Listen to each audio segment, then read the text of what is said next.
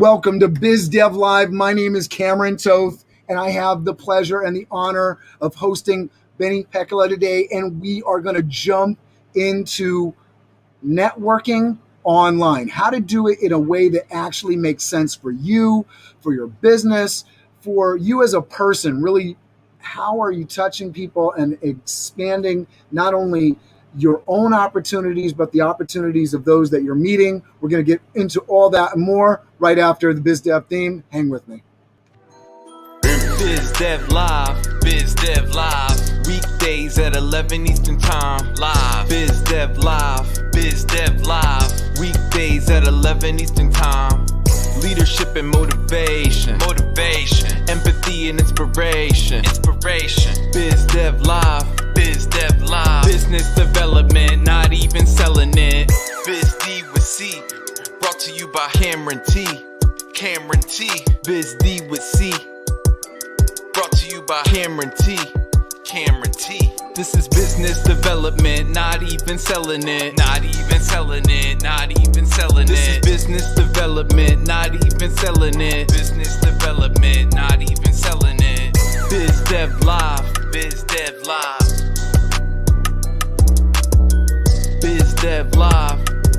This is business development, not even selling it.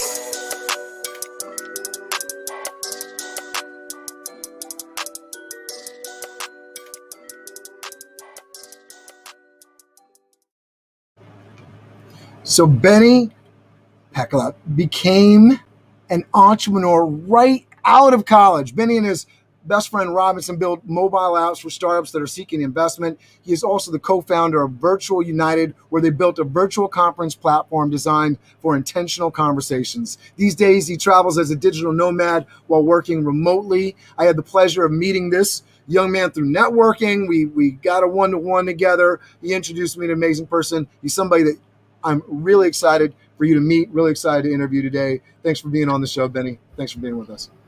Oh, it's so good to be here, Cameron. Thanks for having me. I'm excited to be on this side of the screen, and thank you for everybody joining us live. This is going to be really cool. Thanks and did I get the I'm always nervous because I didn't ask you. I was excited, and I didn't ask you. Did I get the last name right?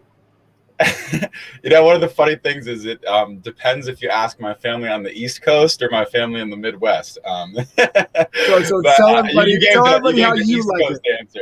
But I pronounce it Pekala. Pekala. All right, Benny Pekala. All right, we got it. You got it right. We got it. All right. So I want to jump into this and let everybody sort of get to know you. What were you thinking? We talked about it in the intro. Right out of college, you became an entrepreneur. Talk to us about what you were kind of thinking through high school, getting into college. Like, what was the thinking, and how does that change? And why did you get into entrepreneurship? Tell us. Absolutely, and I hope it's as interesting of a story as I think it is. So I started off as a big math and science nerd, really into just the numbers of things. I was good at it. It was interesting to me, But when I went to college, I actually went into computer science. Still kind of had no idea what entrepreneurship was. Still kind of had no idea what these things were, but I knew that I was really curious about how technology worked. I thought it was like magic, and I wanted to understand. I was really good at kind of the finer details of things and end of that technical component, but didn't really know what to make of a career with that or what that could look like. And right at about the pivotal point for me was about junior year of college, when I realized I would at one point in time have to get a job.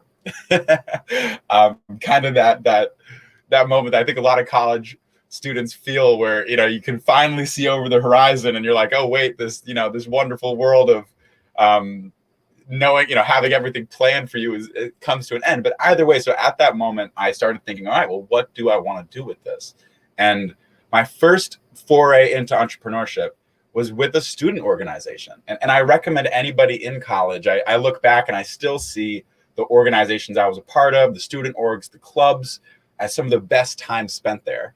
But my first foray was as a leader of a student org, where we created this thing called Data Match, which is kind of like high school valograms, but the college version. So people sign up for, they take a survey about what they think is funny, what their interests are, and then we match them with people on Valentine's Day. So all in just good fun. It really did have an intention of connecting people. And that was the first thing I ever did where I had ownership in it, where it wasn't just kind of me doing the homework, doing the project and someone else giving me a grade, but I was grading myself, right? It was living up to our own expectations and our own goals. And that was kind of the moment where I caught the bug and said, wow, creating something that other people will use, creating something that gets in front of other people's face, that impacts their day positively, even if it is just a 10-second smile and they're like, that was hilarious. Just that simple thing made me feel so good about myself that I knew I wanted to try entrepreneurship.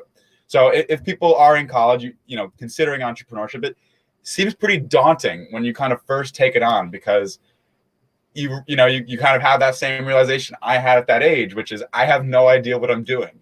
And that's okay. But yeah, so then as I did decide, hey, let's give this a try, I was lucky that a good friend of mine had a really similar vision at the time.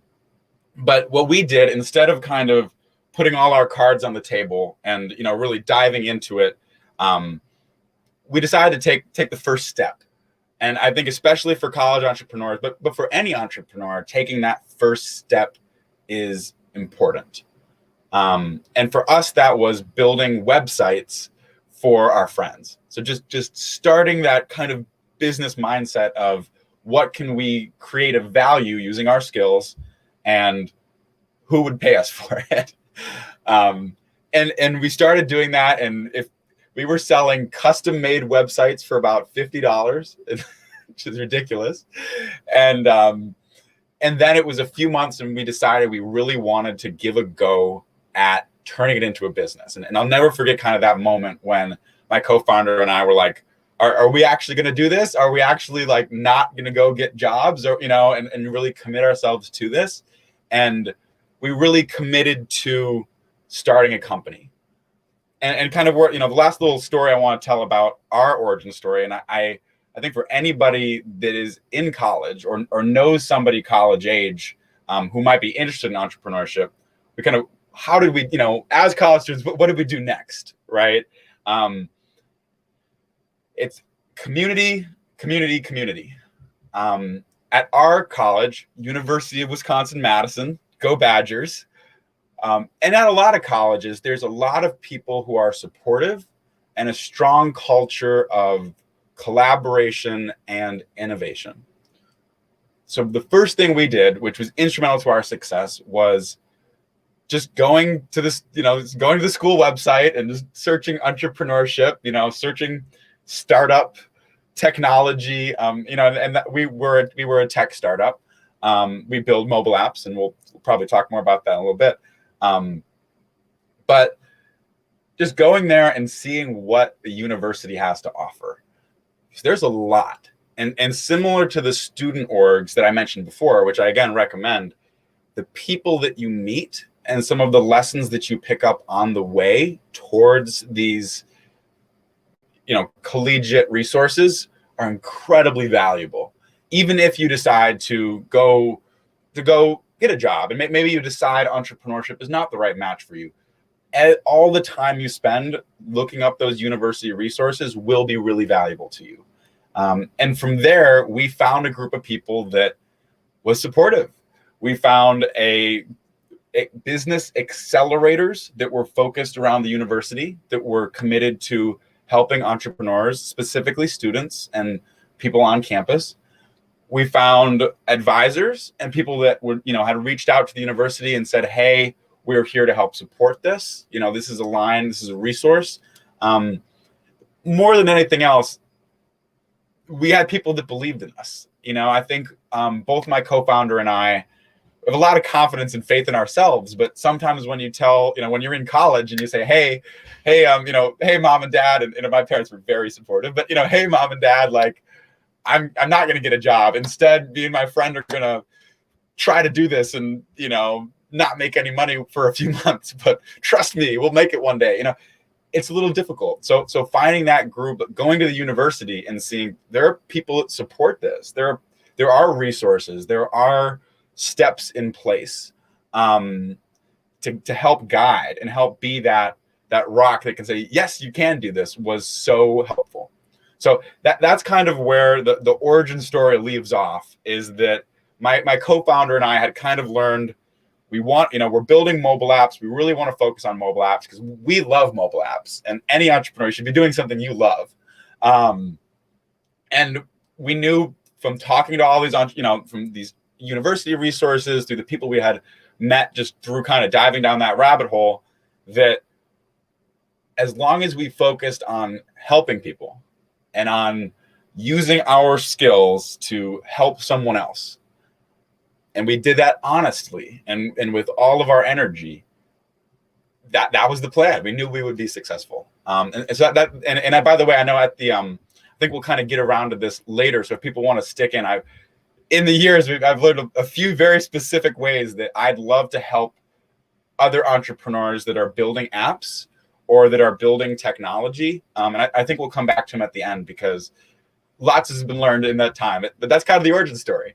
I love that. And tell me, because I know we're going to talk about apps, and, because I think when you say you love apps, I know there's probably a segment. I know part of me certainly goes to a place like, what's to love about an app? I got this, people asking me to download an app for this, an app for that, and I don't want to. Now, on the other side of that, I can say, Uber, think what you will about the company and whatever you think about how they treat drivers and everything. The other night, I was stuck. It was midnight or past midnight. I was on a college campus where I just finished working and, staffing a big party, flat tire.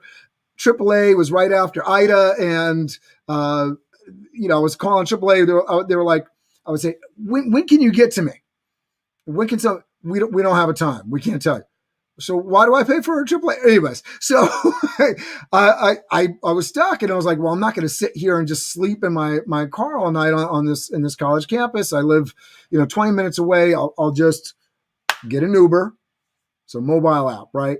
Robinhood. I love the power it's given me in investing. So there's some really great apps, whether you use those or Facebook, whatever, you might not love Facebook, may be a time waster for you, but it's a great way to connect with people. There's so many different mobile apps. Then there's mobile apps that are like, why am I downloading this? Why is this on my phone? Why is it sending me alerts? So I know that there's there's a lot of different places you can go with mobile apps, but there's no question about the utility of a good app on your phone. Why do you love apps? Oh, tee me up.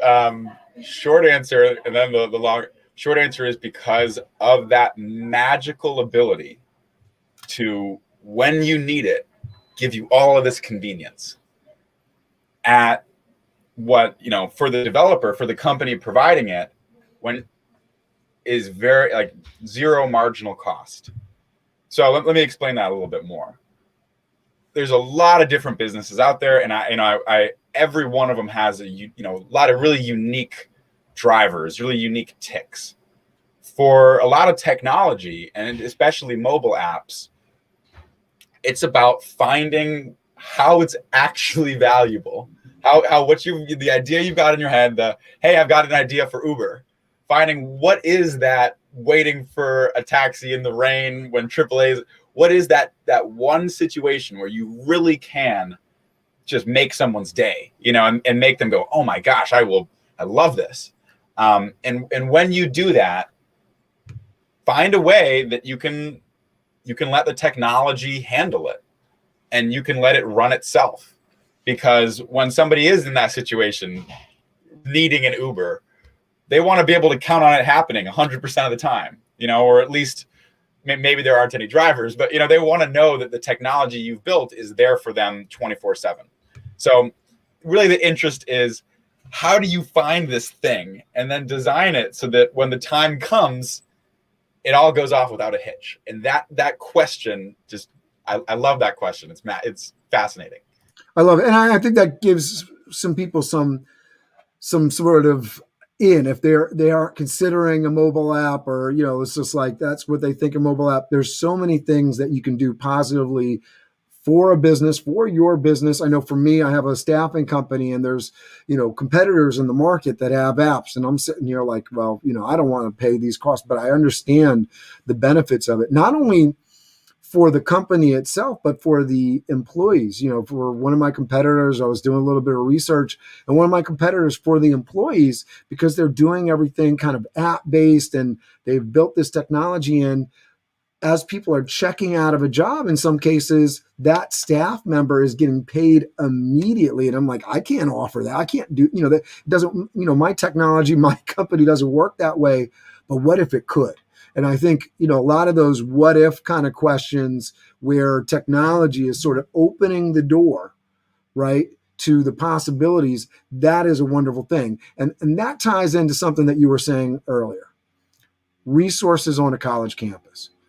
I think so many people looking at the cost of college are not understanding the benefits of a college education beyond just what's inside an individual classroom.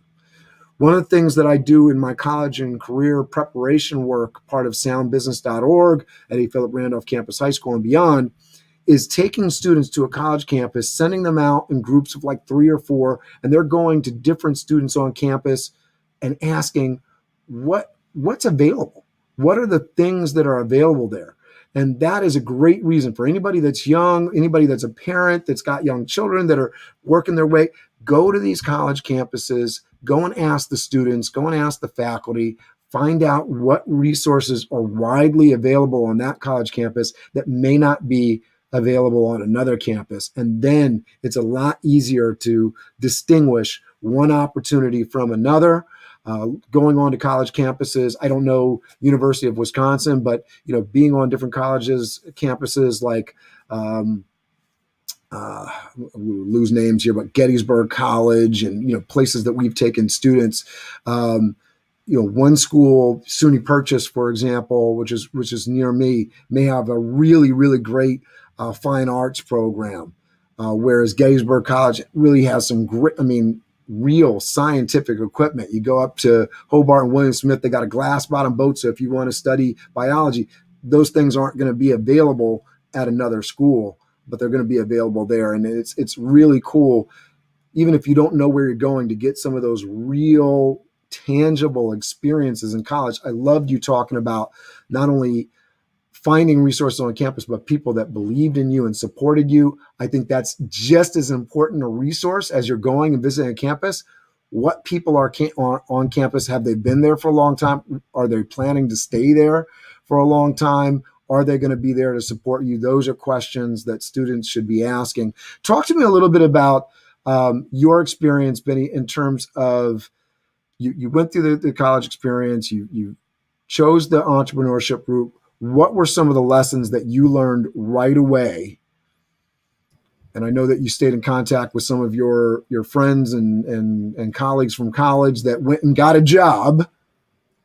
What were some of the plus and minuses that you were noticing right away about those different pathways?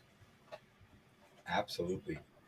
And I will start with the bad news, so to speak, the negatives, because I think that's how I think you gotta be able to face the negatives before you can listen to the benefits, or else don't get tempted by them. If you can't face, you earn a little bit less money traditionally going into entrepreneurship. The way I'd explain that is that if you want to be an entrepreneur, you've got to invest in yourself, and that investment is oftentimes monetary and time-based. So you will earn less money, most likely, in the short term. In the few years right outside of college, if you decide to be an entrepreneur. Another thing that's difficult is you will have to sacrifice some other aspects of your life, most likely, in order to really give your all to entrepreneurship.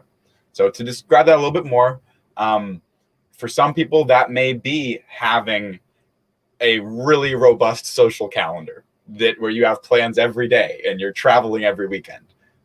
Some people might not be able to make that work as an entrepreneur. Or it might be that you really want to move to New York City or really want to move, travel a ton and move to another part of the world. You might not be able to do that as an entrepreneur in those first few years right outside of college. So there are sacrifices, and it's different for every entrepreneur. It's different for every company, but acknowledging that if you choose to be an entrepreneur right out of college, you will have to make some sacrifices, and you'll have to be, you should be prepared for that. And the last one, and perhaps the most acute one, is you will most likely work longer hours. There are certainly a lot of jobs that work long hours, working for other people in different industries. Certainly there are plenty of them out there. Being an entrepreneur is one of them. And I think it's a good sign if you can find what you love. It doesn't feel like work. But as an entrepreneur coming out of college, you will likely be working longer hours if you choose to be an entrepreneur right out. So those are the fears, right? Those are the things that if that's kind of the worst case, right? The worst case is that you have to sit through those things. But in super quick, Cameron, did you have any thoughts on those? No. I just I want you to talk about some of the positive things that you're seeing as well. Yeah, absolutely. Right on. Because the thing is, if you really, you find what you want to do, and those things are like, I don't care about that. I want to impact the world. I can see myself in 10 years, and I worked back from there, and this opportunity can carry me. Then here are all the benefits. So number one, you feel alive. There is a certain walking out the door in the morning knowing that you are wearing your courage on your, you're a man, you're putting your money where your mouth is. You're trying your hardest at something new. It feels incredible.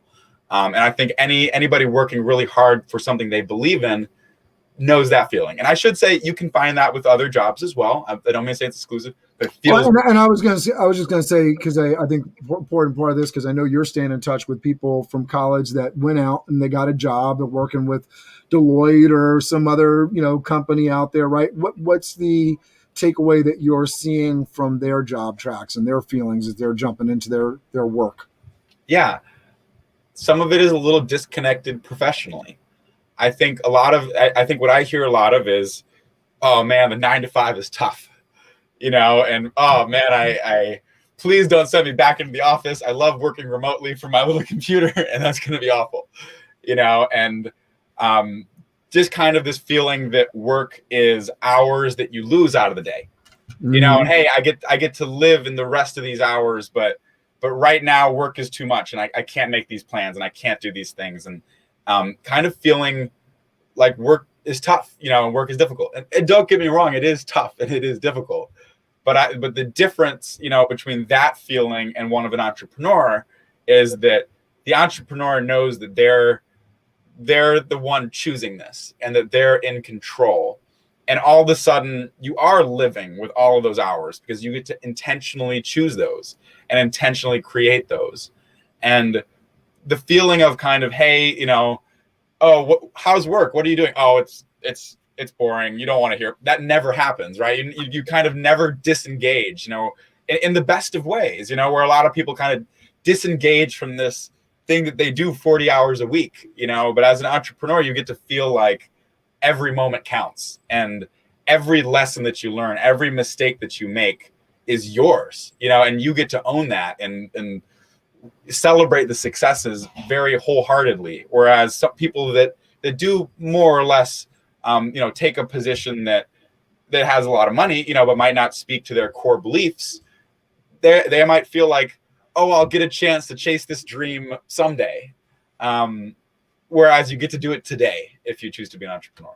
And so how long have you been deep in this? So you started since graduation. When did you graduate? 2019.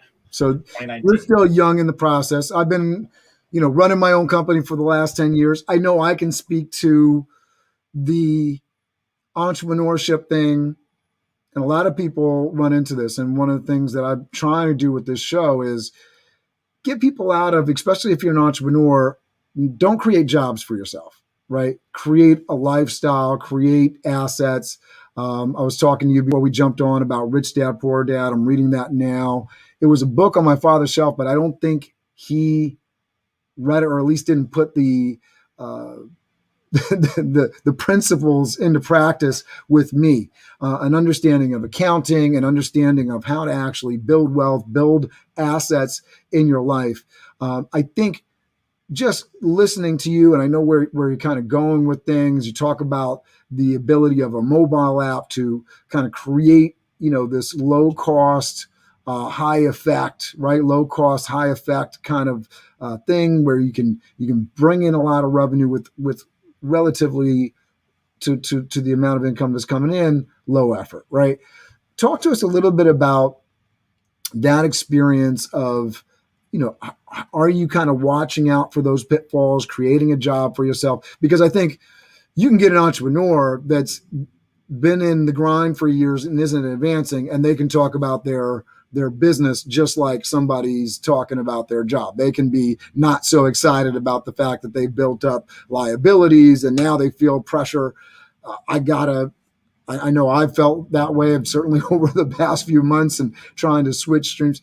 What has been your experience in terms of putting the financial pieces in place? You talked about earning a little bit less. Every time you say you're earning a little bit less, to me though, I'm listening. I'm sort of taking in the rich dad, poor dad thing.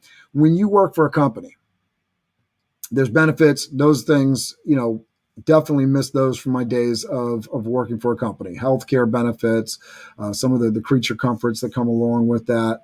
But when you work for a company, you're getting a paycheck, it is tax. There's a lot of debits to that check. And so what you see at the end of the day is that money afterwards, and you're not necessarily building something beyond. And I want to just let all my viewers know, if you have questions around online networking, that's the title of today's show. We're going to get to that. I just love this entrepreneurship. This is what BizDev Live is all about, helping entrepreneurs, business owners succeed. So I really wanted to dive a little bit deep into this. But what has been your kind of experience coming out of college, tackling the accounting side of this, and how are you setting yourself up for the future? Yeah. I think the first important piece about the accounting side is to realize that as an entrepreneur, I've gotten to learn about so many of these accounting things in much more detail than I think I would have. And I think actually, Cameron, you mentioned that book. There's a lot of ways to get this knowledge. But being an entrepreneur, you really get to be on the forefront of it. I think, first of all, it is about understanding how to help someone else. And I don't, I want to mean that in a very busy, there's definitely kind of like that everybody likes to be helpful. How can we be nice to people? But really understanding, like, what can I do that saves somebody money, saves someone time, gives them something that they need? Because once you know that, it's a matter of asking for the money and really planning out what you need financially in order to execute on your dream.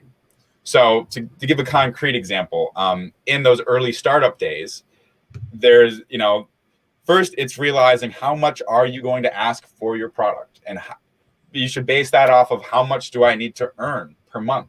How much do I need to earn per year? And work backwards from there, because you need to make your business sustainable.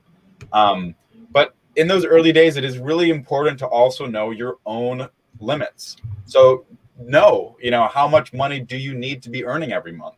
How much money do you need to be putting in savings? And how can you guarantee that when you step off onto this ledge of entrepreneurship, you're being smart about it, and you're keeping the things safe that need to be kept safe? Because once you're able to do that, you're able to say, hey, I've calculated out how much, and this is what we did, how much the partners need to have some savings, to live very comfortably.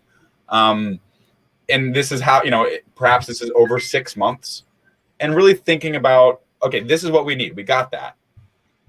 Now let's use this money as a tool to help the company grow, and use it as a tool to help benefit our clients, benefit ourselves, and ultimately to bring up that, to benefit the bottom line and to help the accounting in the long term. But I guess the short answer would be, find what you need and be smart about your path.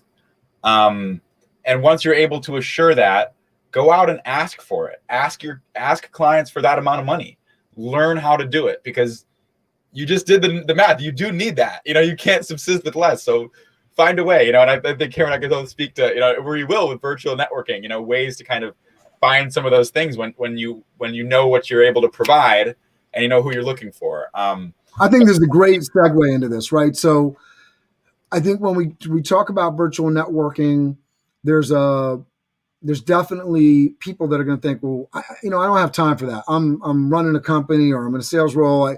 I need to be on sales calls. I need to be calling people, and that's what I need to be doing. I don't need to be doing this networking and going into these meetings with people and just doing the silly kind of stuff with networking. Talk to us a little bit about why you're passionate about networking, the results you see with networking, and how people can help themselves with online networking. Absolutely.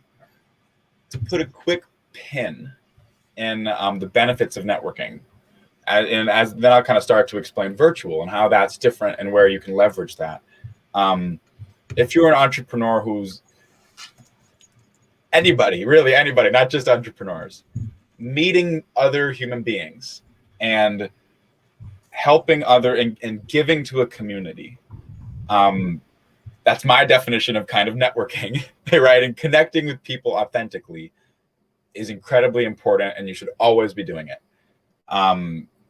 It will bring you sales, and it will bring you new experiences, but more importantly, it will bring you allies and an understanding of your industry that even if you've got all the ad dollars in the world, you want to network, and you want to, like, if you can talk to other people and hear their opinions, it will bring you way more than simply sales. It will bring you a community and people that want to help you.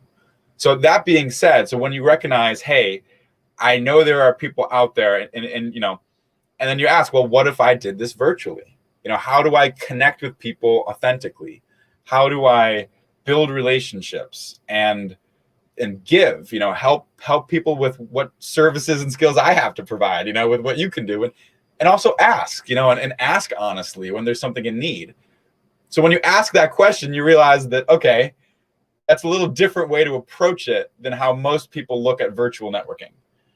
So that's kind of my first response to that, to the kind of like, well, what do you do with virtual? Is take a step back, and instead of thinking of virtual networking as, oh, it's the Zoom calls and it's the, whatever's in your head, think instead, I'm doing the same thing I would in person. I'm getting to know people well.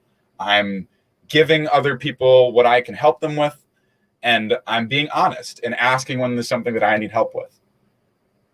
Then my answer might make a little bit more sense. And I think that virtual networking is incredible at doing those things when you are intentional about it and when you put in the energy to truly give.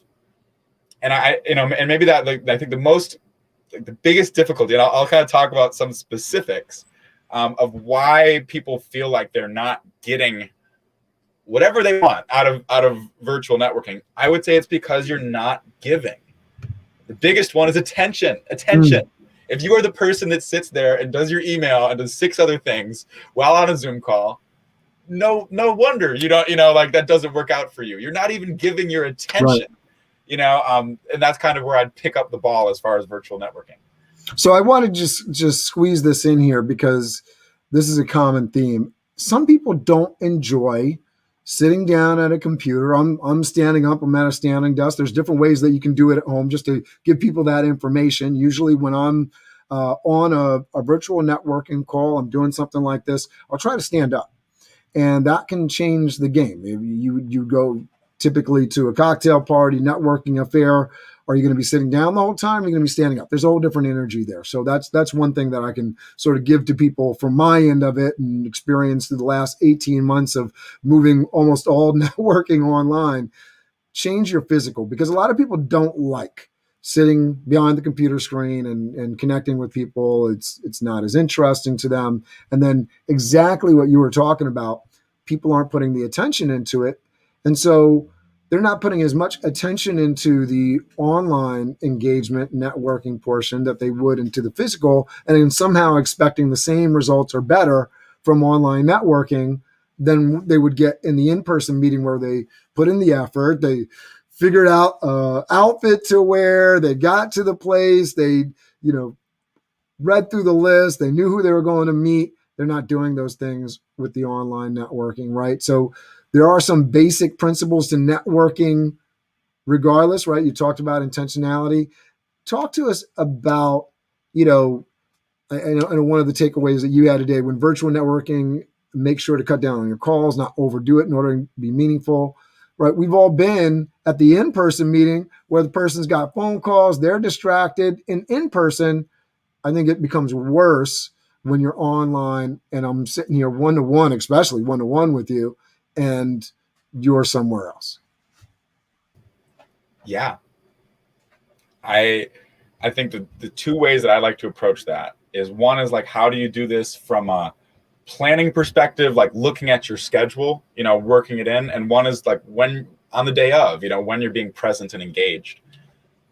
From a scheduling perspective, and Kara, we touched on this. I know my check. I have to give this to myself sometimes, right? Like, I'm not perfect. I have to practice what I preach. As I ask myself, I look at my calendar and I'm like, are you going to sit there 10 minutes before and prepare? Who else is going to be on the call? How can I be best prepared for this, right? Are you going to be taking notes and writing down, oh, this person does this and I should talk to them about this later, right? Are you going to be taking notes during?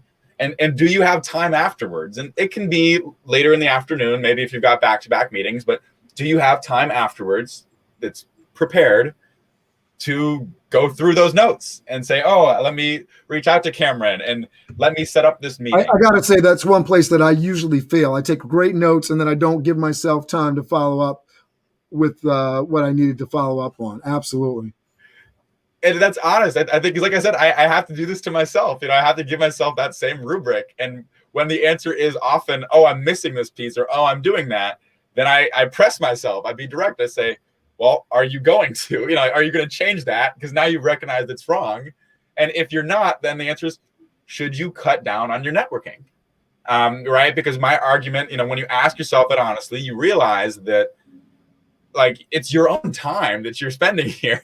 Like, you're not like, you don't get your time back. So if you don't spend it really effectively, you should cut down somewhere else so that you can. So when looking at your calendar and looking at how many, if it is Zoom calls, how many Zoom calls you signed up for, or maybe it is conference calls, and even phone calls, just thinking like, if you don't have that extra buffer, and it can be difficult, and we're nobody's perfect, but make it and be intentional about it. If that kind of follows. I know, Cameron, is there anything you do, when you're looking at your calendar along those lines? I think it goes both ways, because it can feel like, oh man, I'm giving all this time to online networking, especially if you're used to going and meeting a lot of people at a networking meeting, and maybe you're speaking to 3 people, and because you're in person, you're able to make eye contact, you're engaged, you're there. And so, online networking, whether you're breaking out in a meeting or, everybody can't talk at once, cocktail party online just doesn't work the same way, right? And you feel frustrated. You feel frustrated that this is taking too much time. One of the things that I've done is stacking. And so what stacking allows me to do, I'll have a half an hour meeting with somebody and then a half an hour meeting. So within 2 hours, I've met with 4 people. And what happens with stacking is, because they're all coming into my meeting room on Zoom, the next person pops in, it automatically cuts that off. So it limits down the time, because you can feel very pressured if you're having a good conversation with somebody to stop. Or if the other person's talking a lot, it can feel very rude. So if you have somebody else, I get to introduce that person to the next person. They feel like, oh, wow, this is a connector. This is somebody that is introducing me to a lot of people. It's on my platform. It's on my time. And so I'm able to get in a lot of networking, and I'll structure one day specifically for that. And during the pandemic, I had my calendar booked out. So I was meeting so many people, so many more people than I would in person. So that's a great way to do it. Now, the tough part of that, the challenge, I was taking notes all along. Did I build time in always to go in and follow up with everybody? Not always. And so that was one of the things that, now when I go back to that, it's like, all right, so I got to make sure if I'm doing that, I'm also scheduling some time to follow up, because the and I'm going to throw up my banner here because I always love it. The fortune is in the follow-up, right? So I'm going to throw that up on the fortune is in the follow-up, right? So that's really, really important.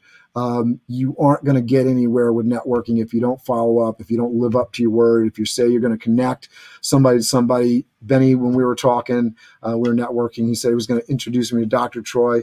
Oh man, it was great. And he did it. He lived up to his word. And automatically I have a higher opinion of Benny because we talked about it. He did it. It was great. It was a wonderful, wonderful conversation. I want to get to Michelle's questions here because she has some great questions. One is, I'm amazed how many people show up for virtual networking events with their camera off. It's not really a question, but I definitely wanted us to get a comment on that. Is it okay for you to show up with your camera off? Now, for anybody that's watching this, there's lots of ways to do online networking. There's no one right answer. So if your hair is crazy and because I kind of think I know what the answer to this question is going to be, but we all are human. So while we're going to give you one set of example, just understand, like, people do understand if you got human stuff going on, don't feel this incredible pressure to live up to every standard. I know one thing is a solution. If you need to do the meeting with the camera off, ask hey, can we move this to a phone call? That way I'm not stuck in front of my computer screen sitting there like, why aren't you in front of your computer screen, right? So talk to us about people showing up with their camera off. When making a first impression, I think you need your camera on. That's the short answer. And to talk, because this is an incredible question. And I think it also speaks to, like, how can we, like, these personal things that we also lose by not being in person, the handshake, the water cooler talk. There is an element of what you see on video that really helps someone get to know you and helps them know that, oh, Cameron's listening. I can see his head nodding a little bit, like when I say things, he's listening to what I'm saying, right? Or if he went like this, I'd probably know that he has something to say.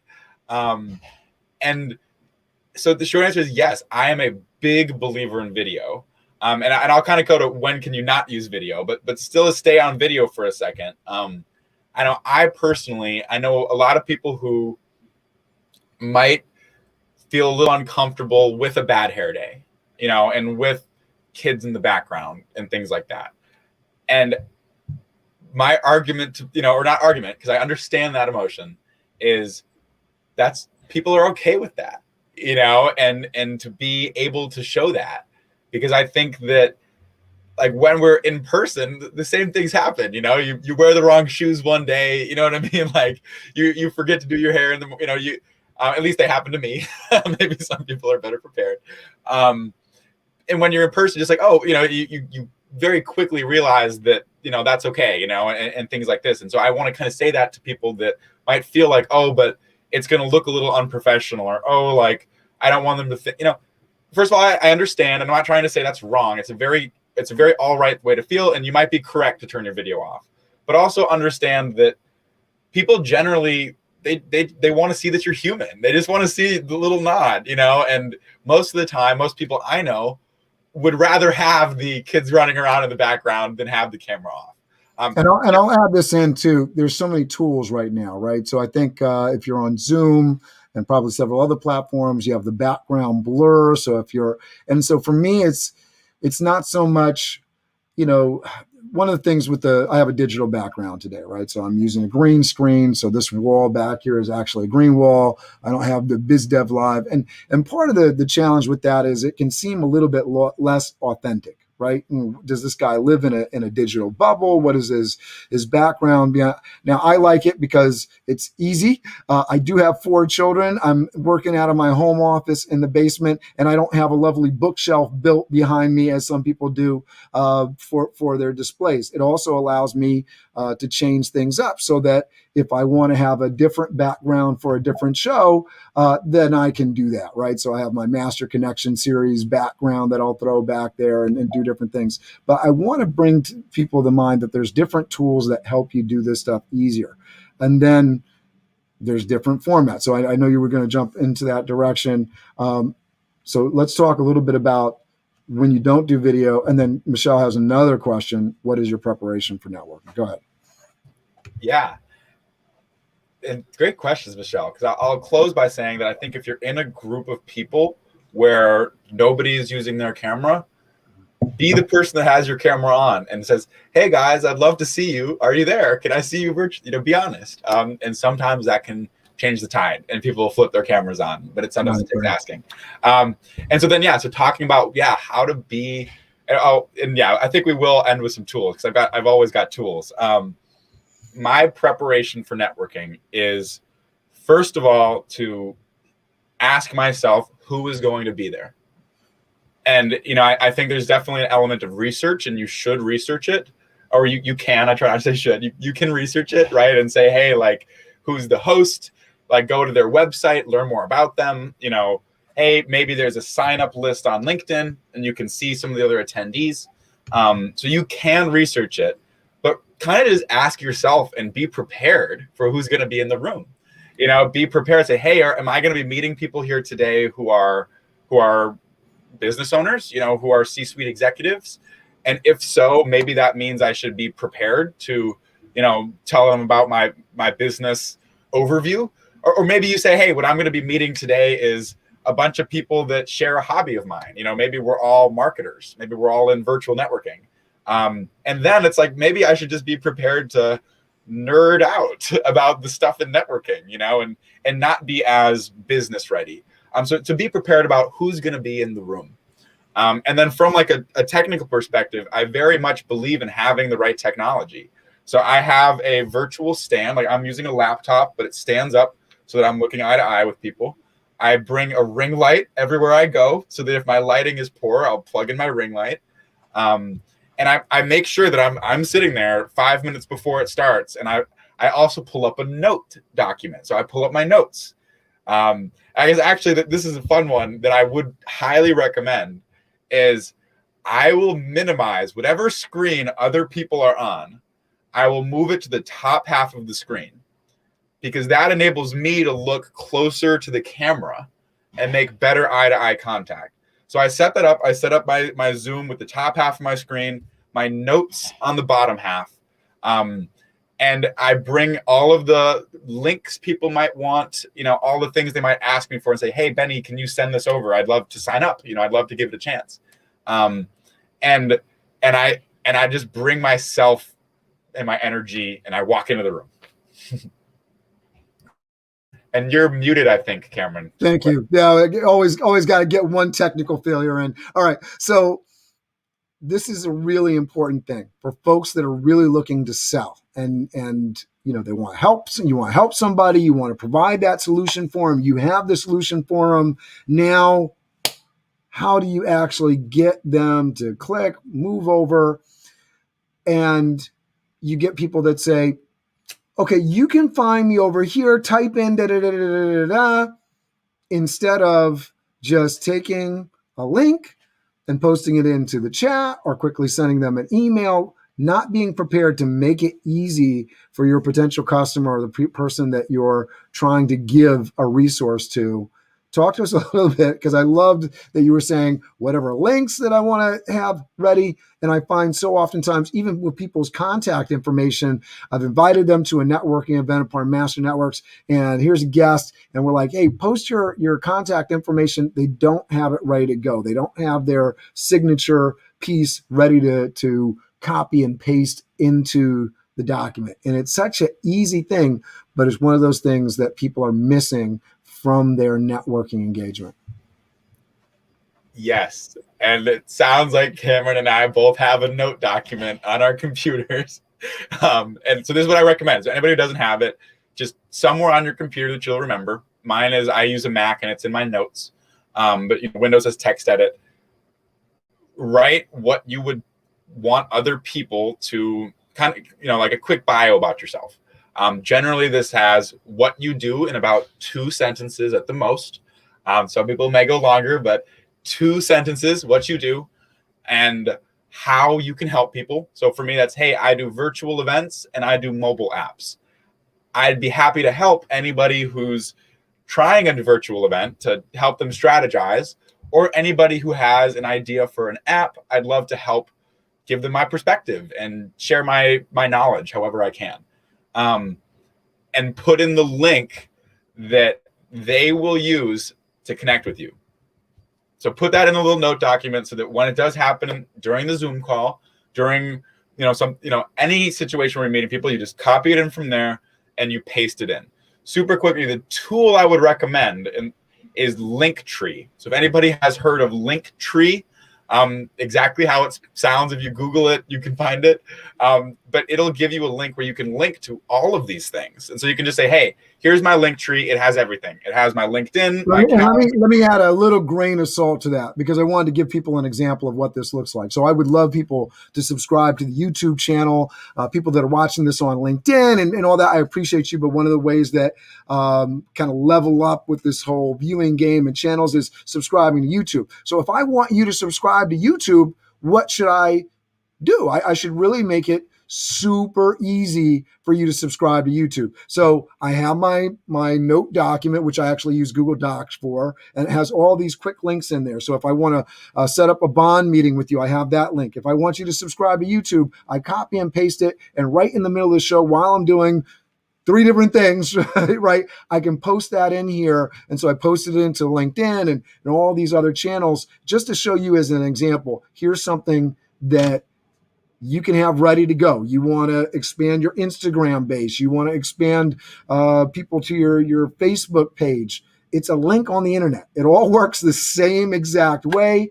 Make it easy. Have it ready to go. Copy and paste. If you're doing a lot of stuff from your mobile phone, you're using an iPhone or Android, they both have notes apps. Same thing that Benny's talking about. And you can go in there and pull it. And then if you really want to get advanced, there's copy and paste boards within your phone that you can just simply go and grab and be able to copy and paste from anywhere. That's a little bit more complicated. I haven't even figured all that out yet, but I know that it's there. I love it. And to close too, so to ask the question, well, what if you're doing that and it's not working?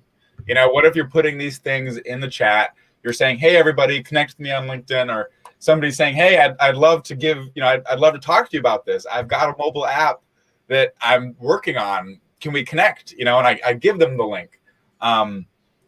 Be personalized and remember to be intentional.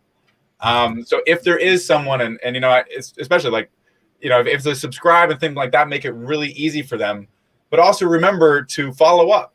So if it's somebody that says, hey, I'm interested in your services, don't just give them the link and throw up your hands, okay? Give them the link, write down on your note document, say, make sure to follow up and, give them the information, and be personalized, So maybe if they say, hey, can you send your link? And then you put in the link tree, send them, if you're on Zoom and maybe you have the time to sit there, send them a DM, send them a direct message and say, hey, I, just wanted to make sure that, you saw that my link was posted and I'd love to set something up with you, and be personalized as much as you can be, because sometimes people kind of put it out there and they kind of expect, everything to happen for them. And obviously it's good to have a message that travels and people will act if you ask them to, but remember to be intentional and remember to follow through. And with all the virtual things you do, keep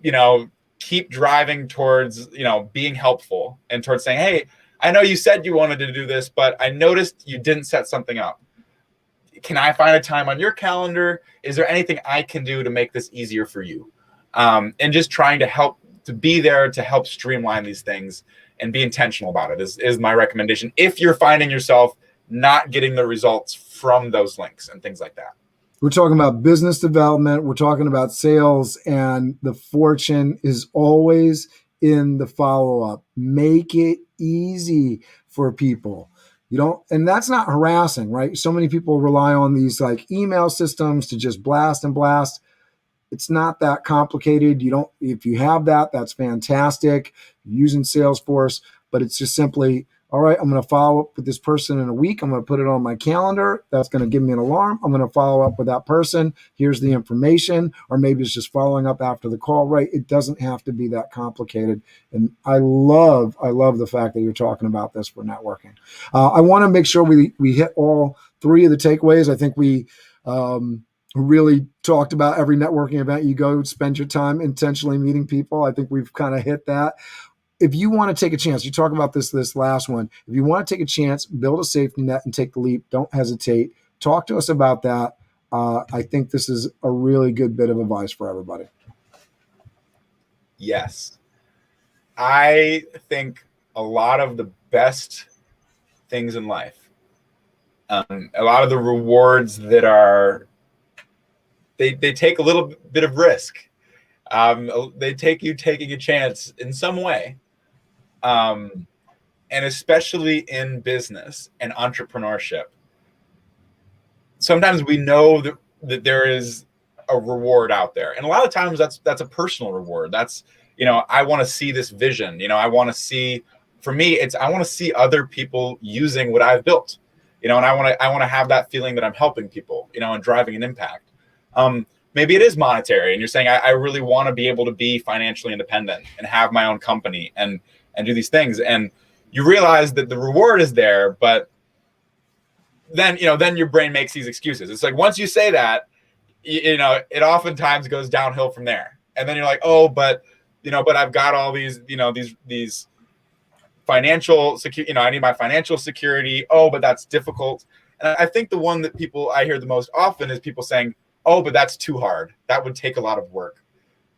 And you got to realize that once you've realized that reward, you got to do your best to shut off the excuse system and take a chance. And I for people that are, especially, I know this one's personal for me because I know a lot of people that have been entrepreneurs at a young age, and at coming out of different careers and, kind of things that they didn't expect, things that people didn't expect. And it's because they were honestly able to say, I'm willing to take this chance. I'm going to map out a plan and still be smart. Like I said about the fiscal stuff, be smart. Don't take on more risk than you can, but execute on your plan and put something out there. And even if it's just, if it's an idea and all you're doing is you're making a website and you're talking to people on LinkedIn and you're asking your mentors, and there's a lot of steps you can take towards your dream. Just start walking, just start taking steps. It's so much different than waiting for that, waiting for the right time 5 years down the road. It might not come. Just get out there today and take a chance. If you've been networking over the last 18 months, you've probably heard someone say, I'm launching a website, or my book is coming, and that may or may not have happened in some cases. And so what's been stopping them? They just didn't probably start and say, okay, it's good, launch. Hit the button. There's a gentleman that runs a show called Hit the Damn Button, right? It's just get it going. And I know that you have a couple book recommendations. I wanted to get to that, and then I want to make sure people get this tool that you're offering. When you submitted this, I don't know what book you're reading now, but you were reading Entrepreneurship, and then the book you said you would recommend to viewers is the Lean Startup. And so in the Lean Startup, it talks about this MVP, right? Can you talk a little bit to that? I think you're probably familiar. Yeah. Minimum viable product is, I will say the Lean Startup is the book I'm referring to. I've read it at least 3 times from cover to cover. Fantastic book for entrepreneurs that are launching something, and it really helps you go from product idea to company. And this idea of an MVP, it stands for minimum viable product, is a stage at the beginning of the product roadmap. It comes kind of after you've done the ideation. You've done the ideation, you know who you're trying to serve, what you want to help them with. I talked earlier about finding that waiting for a cab ride in the rain, where Uber is perfect. Find that situation. And then the MVP is just one step further than that. It's saying, okay, I'm not building a whole app, but I'm going to give them something that allows them to get out of the rain and, and solves their problem. And a lot of times it does not look as pretty and it does not work as well as what Uber eventually became today, right? But that first step away from the idea is really important. So for me, because I like to use a tangible example, I've done this a few times with companies, and usually that MVP, so even something like, a video conferencing platform where you're doing, a lot of technology, is just a website that says, this is what we do, a Google form that says, who are you? How can we help you? What can we do for you? And then, me making phone calls and saying, all right, we offered this product. It was getting you out of the rain and giving you a cab. You said that you filled out the Google form and it said, oh, you're at this, 9th and 35th Street and you need the cab ride now, right? And it's me making a phone call that says, hey, I need somebody to get a cab over there right now. Cameron's waiting. And so those things, that's not Uber, right? Uber today is a very, it's a lot more pretty than me looking at a thing and making a frantic phone call to say, hey, hurry up, he's waiting right now. But that's what an MVP is. It's the easiest thing you can do to get it done. And once you're able to get it done, you're able to raise money and you're able to build the app that can take that off your plate and can make that more pretty and more functional. But just doing it, just getting out the phone and saying, hey, I know I don't have a product, but Cameron, you're stuck in the rain. I'm going to get you out. I'm going to get you out of there. That's my example of an MVP from this one we talked about. And it's so important to just do that. I love it. And, so many companies are pre-revenue and they're sitting there like trying to design the perfect website with all these different resources. They want to go viral. When I'm sitting there looking at, just get a website up, get a domain name. Let's stop, with the, Johnny Appleseed at gmail.com and make it, Johnny Appleseed at Appleseed, sports, whatever it is, right? Your company, just to make it official. It doesn't need to be super complicated. Once you got a domain name, you got a splash page up that has a nice picture on it. Doesn't even need to have a whole lot of text if you're not a great writer. People don't like to read anyways, so look at it that way. Nice picture, a call to action. For anybody that doesn't know what a call to action, call me, right? It's saying, do something. Fill out this form, email me, and make sure that people can contact you. I mean, so many people I see that set up their companies and they try to make it like they're this big entity and you can't even contact anybody. And, if you want them to contact you and call you to give you the business, make it easy. And I think that's a common theme for today's show in terms of like providing the link and making it easy for people to reach out to you. If you're trying to do sales through networking, through engagement, make it easy. We would hand out business cards, and I'm sure everybody's had a person, oh, I've ran out of business cards, or I've, okay, don't tell me what you don't have. Here, would you like me to put my number in your, like, what do you want me to do? Let's make it easy. Let's make it happen. All right. We're deep hour. I know we could probably go all day, Benny. Talk to folks about how they can get in touch with you. And I know you had some tools that you wanted to provide people. Go ahead. Yeah. So people can get in touch with me through LinkedIn is a really good way. I love LinkedIn. Benny. Oh yeah, it's right below. Here we go. Benny Pekala. Search my name there and find me. Or www.virtualunited.events. And you can contact us there. But yeah, there are two things that I have personally struggled with greatly. And now I've learned how to do them. And I'd love to help other people avoid my mistakes.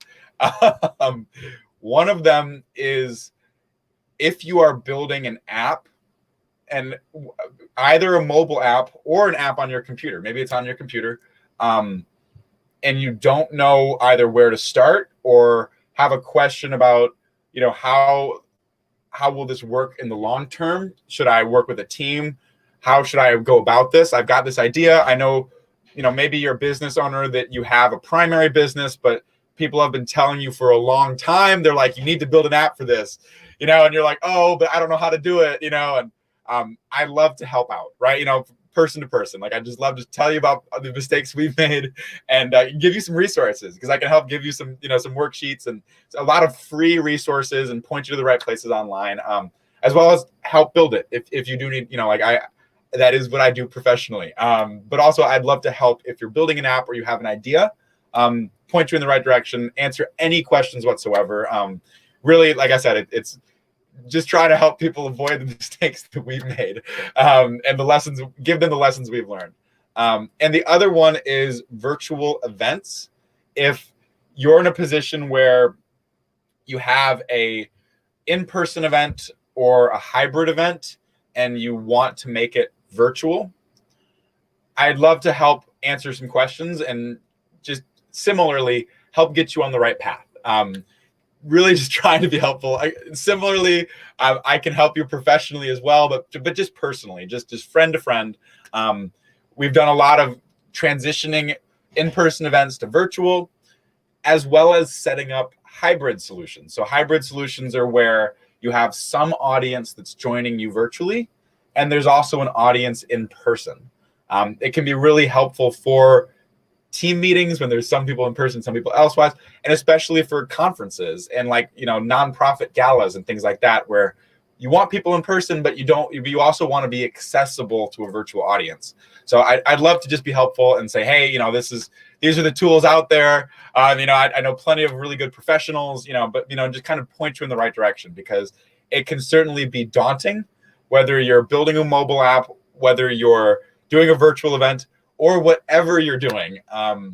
There's a lot of challenges, and we're all here together, right? So please do reach out to me on LinkedIn through the name down here, and I'd love to make introductions, love to point you towards resources, and just be a resource to help you guys succeed, because that's what we're here for.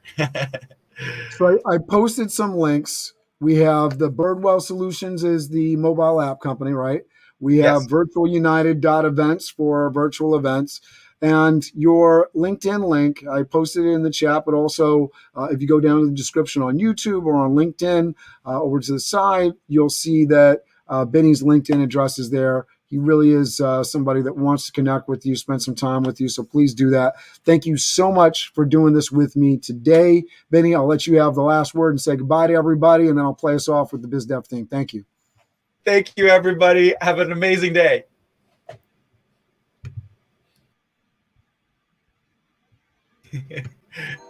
BizDev Live, weekdays at 11 Eastern Time, live. BizDev Live, weekdays at 11 Eastern Time.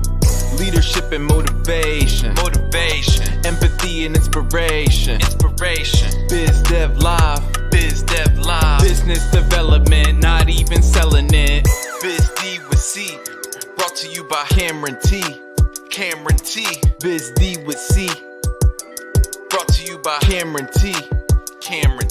This is business development, not even selling it. This is business development, not even selling it. BizDev Live. BizDev Live.